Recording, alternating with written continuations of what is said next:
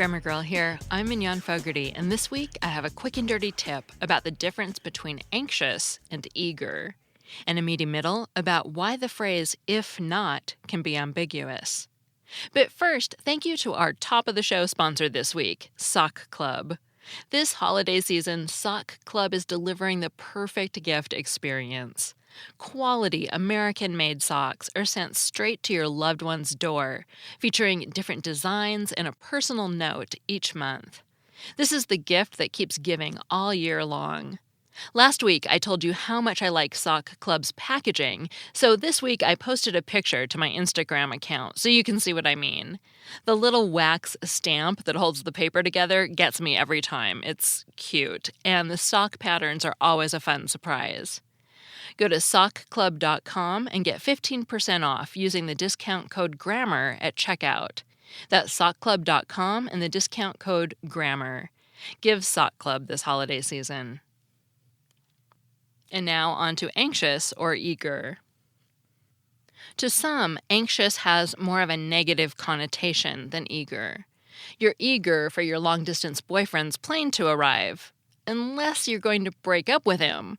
Then you're more likely to be anxious about his arrival because you're dreading a confrontation. Anxious is evolving, though. The distinction between anxious and eager was much stronger in the 17th century. Today, many people use the words interchangeably. 3 major dictionaries imply that it's okay to use anxious to mean eager. From dictionary.com saying it's fully standard, to the American Heritage Dictionary saying resistance is waning. Garner's Modern English Usage says using anxious to mean eager is ubiquitous. Here are some examples. You can say, I'm eager to see the dessert tray. Nobody would dispute that. The dessert tray is a good thing. Well, unless you're on a diet. Okay, people who can't have dessert may dispute that sentence, but in general, most people will be eager to see the dessert tray. An interesting quirk is that apparently this positive meaning of eager is specific to English, according to the Oxford English Dictionary. Eager has many obsolete meanings that are negative that came from French. But the more positive, full of keen desire or longing definition is an English development. And now for anxious. You can say, I'm anxious to see my ex-wife. Seeing an ex-spouse usually causes some anxiety, at least some negative feelings. So most people are likely to agree that anxious is the right word for that sentence. I'm anxious to see my ex-wife. And now we get to the more traditionally problematic use of anxious. I'm anxious to get our new puppy. That is acceptable, but sometimes disputed. Generally, getting a new puppy is a good thing, something you'd look forward to, something you'd be eager to have happen. Eager is a perfectly good word for that sentence. You could say, I'm eager to get our new puppy. But sometimes people use anxious in such sentences, and nearly all language authorities say that's okay too. The best memory trick to remember when to use anxious is to remember that it's related to the word anxiety. The quick and dirty tip is if you want to be safe and never be criticized, at least not about your use of the word anxious, use anxious only when there's a sense of anxiety, and reserve eager to describe your feelings about positive future events. Before we get to the meaty middle, in which Squiggly and Aardvark have a huge argument, it's time to thank our second sponsor this week. Do you love books but find that you never have time to read them?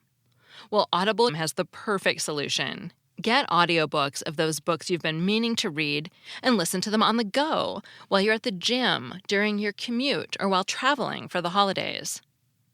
Audible has audiobooks from the leading audiobook publishers, broadcasters, entertainers, magazine and newspaper publishers, and business information providers. And unlike a streaming or rental service, with Audible you own your books, so you can listen to your books anytime and anywhere, right from your smartphone, MP3 player, or even your Kindle Fire. Since it's getting close to the end of the year, I looked back through all the books I've read or listened to, and I listened to 25 audiobooks this year. The one that stands out to me that I haven't told you about already is a nonfiction book called Ghost in the Wires by Kevin Mitnick, one of the most elusive computer break-in artists of all time. And this book explains how he did it, hacking human nature as often as he did computers. His stories really stuck with me. If you want to see if you can get through 25 more books every year, give Audible a try right now. Go to audible.com/GG, and you, listener, can get a 30-day free trial and free audiobook to keep. Show your support for Grammar Girl and start your free trial today at audible.com/GG. And now let's see why the simple phrase, if not, can lead to horrible misunderstandings. One day, Squiggly and Aardvark were talking. And Aardvark told Squiggly, "Squiggly, you're one of my best friends, if not my best friend." Naturally, Squiggly was touched. He said, "Oh, Aardvark, you're my best friend too." Now, though, imagine if the conversation had gone differently. Imagine if Aardvark had said, "Squiggly, you're one of my best friends, if not my best friend." In that case, Squiggly would have said, "Well, that's pretty passive-aggressive if you ask me. One of your best friends? Oh, of course, I remember. I'm your second best friend." And Aardvark would have said, "What are you talking about?" And Squiggly would have said, "You think I didn't hear about episode 435 on modal auxiliary verbs? The one where it said, Squiggly is Aardvark's second best friend? Oh, I heard about that all right." And then Aardvark would have said, "Boy, aren't we salty?" And Squiggly would have said, "You know, that's an offensive thing to say to a snail." And Aardvark would have yelled, "Fine!" And Squiggly would have yelled, "Fine!" And they wouldn't have spoken to each other again until Aardvark's best friend, Fenster, got tired of Squiggly and Aardvark's drama and arranged a reconciliation that ended with the two of them hugging it out. Why would that imaginary conversation have gone so wrong when Aardvark said the exact same thing to Squiggly in each conversation? It's not so much what Aardvark said as how he said it. When Aardvark enthusiastically told Squiggly, "You're one of my best friends, if not my best friend," his tone made it clear that what he meant was, "You're one of my best friends, and maybe even my very best friend." But if he had used a doubtful tone of voice and said, "You're one of my best friends, if not my best friend," his tone would have carried the message, "You're one of my best friends, although not good enough to be my absolute best friend." The troublesome part in that sentence is the phrase, "if not." Let's talk about the although not meaning first. How exactly does if not come to mean although not? Well, first of all, this doesn't just happen with if not. In the same way, just plain if can also have an although meaning. For example, if I were a geometry teacher, I might say, "Fenster's proof is correct, if sloppy." This isn't the ordinary meaning of if, because I'm not trying to say that if Fenster's proof is sloppy, it must be correct. What I mean is, Fenster's proof is correct even if it's sloppy. At this point, the connection to although is clearer. Even if has mostly the same meaning as even though, which has the same meaning as though or although. Now let's return to if not. If I said Fenster's proof is correct, if not particularly elegant, it would mean more or less the same thing as Fenster's proof is correct even if it's not particularly elegant, or Fenster's proof is correct although it's not particularly elegant. I'll call this the concessive if, since concession is the word grammarians use to talk about the kind of relationship expressed by words like although and even though. Now what about the meaning of if not that's more like maybe even? The Cambridge Grammar of the English Language says the function of if not in this situation is to cancel an implicature. Okay, so what's an implicature? Well, we covered them more in depth in episode 334, which I'll link to in the transcript.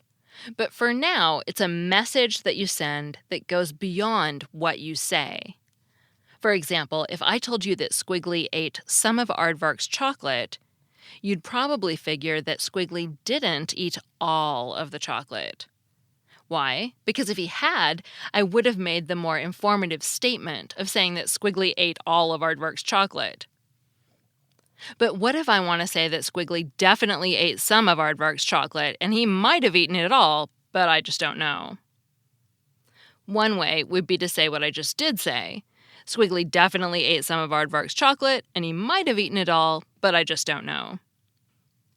Another way to cancel the implicature would be to say, Squiggly ate at least some of Aardvark's chocolate, which leaves open the possibility that he ate it all. Yet another way would be to say, Squiggly ate some, and maybe even all, of Aardvark's chocolate. But with all those ways of canceling the implicature that Squiggly ate all the chocolate, how does if not get into the mix? We still haven't explained why you can say Squiggly ate some, if not all, the chocolate, and mean that he might have eaten it all. In fact, it is possible to imagine a plausible progression from concessive if not to the if not that means maybe even, but we'll need a different example to do it. Suppose you're telling about a really bad meal you had at some restaurant. You might want to say, it was the worst meal I've ever had. Now imagine that a somewhat pedantic friend says, really? The worst? You've never in your entire life had anything worse than that? Then you might hedge a bit, saying that although it might not have been the absolute worst you've ever had, it was certainly in the bottom 10. In other words, you might say, even if it wasn't the worst meal I've ever had, it was one of the worst. Or, to shorten it even more, it was one of the worst meals I've ever had, if not the worst. This is the concessive if not. You're making a concession to a hypothetical listener who challenges your claim. You're backing off from the claim that the meal is the absolute worst just to placate this imaginary challenger. However, people will probably be able to tell from your energy level that you'd actually like to make the stronger claim. In that way, the same concessive if not that backs you down from a stronger claim can also suggest that the stronger claim is the one you actually want to make. It was one of the worst meals I've ever had, if not the worst. At this point, you may be trying to summarize a rule of thumb for knowing when if not has which meaning. If the speaker is making a strong claim that could be made even stronger, you get the implicature canceling maybe even meaning. If they're making a fairly bland claim, you get the concessive although not meaning. Unfortunately, language isn't so nice and neat. Once an English speaker has learned through a few examples that if not can mean maybe even, they probably won't make a subtle distinction about strength of claims. They'll just update their mental lexicon to say that if not has an idiomatic meaning of maybe even, and use it and interpret it accordingly. So, for example, saying that Squiggly ate some of Aardvark's chocolate is not a particularly strong claim. But if I say Squiggly ate some, if not all, of Aardvark's chocolate, a significant percentage of people who hear the sentence will assume that I mean maybe even all of Aardvark's chocolate. In fact, in the blog for the online version of the magazine The Economist, Robert Lane Greene conducted an informal survey for how people interpret the sentence, I'm a good tennis player, if not a great one. And of his 61 respondents, 44 thought it was more likely to mean I'm a good tennis player and maybe even a great one, while 17 thought it was more likely to mean I'm a good tennis player, although not a great one. Context can help you disambiguate if not, and intonation can make a difference, as it did in Squiggly and Aardvark's conversation, but you can't always rely on them. For example, in a radio interview a few weeks ago, a speaker talked about someone tolerating, if not embracing, anti-Semitism. And even knowing the context and hearing the sentence spoken didn't make it clear which meaning the speaker intended. In light of all that possible confusion, my recommendation is simply to avoid using if not for either of these idiomatic meanings. If what you mean is although not, then say and write although not. If what you mean is maybe even, then say or write maybe even. At least that's my advice if clarity is your goal. If not, never mind. That segment was written by Neil Whitman, an independent researcher and writer on language and grammar. He blogs at literalminded.wordpress.com and tweets at literalminded. Thank you to all of you who told me where you listened this week and wrote reviews. I have to travel unexpectedly this week, so I wasn't able to pull together all your stories, but I saw and appreciate each one, and I hope to be able to give you personal thank yous again next week. I'm Mignon Fogarty, better known as Grammar Girl. You can find a transcript of this podcast and all my other articles at quickanddirtytips.com. That's all. Thanks for listening.